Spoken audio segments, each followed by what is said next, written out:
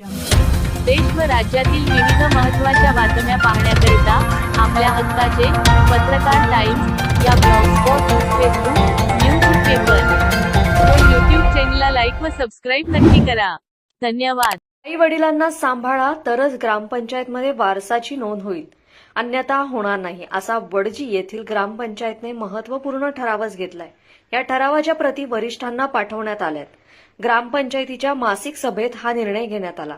एवढंच नाही तर आई वडिलांना न सांभाळणाऱ्या मुलांच्या वारसासाठी भविष्यात ग्रामपंचायतकडून कुठलीच दखल घेतली जाणार नाही. त्यांना कोणत्याही प्रकारचा दाखला आणि सहीही देण्यात येणार नाही. जो मुलगा किंवा एकत्रित राहणारी मुलं आपल्या आई वडिलांचा सांभाळ करत नाही, त्या मुलांना आई वडिलांच्या नावावरील संपत्तीचे वारसदार होता येणार नाही, असा ठराव एकमताने संमत करण्यात आलाय. नुकत्याच नोव्हेंबरमध्ये पार पडलेल्या आमच्या ग्रामपंचायतच्या ग्रामसभेत आम्ही एक ऐतिहासिक ठराव घेतला. जो आई वडिलांना सांभाळणार नाही त्याची आम्ही वारस म्हणून नोंद घेणार नाही.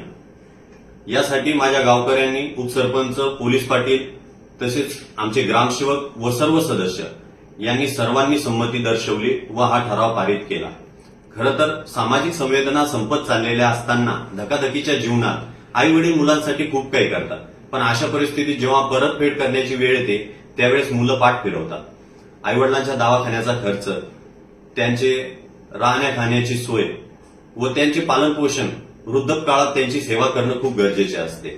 पण याच वेळेत जर मुलांनी पाठ फिरवली तर त्यांनी करायचं काय, याच गोष्टीला तडा जावा म्हणून आम्ही हा निर्णय घेतलेला आहे. आपल्या हक्काचे पत्रकार टाइम्स न्यूज चॅनलला सबस्क्राईब करा. धन्यवाद.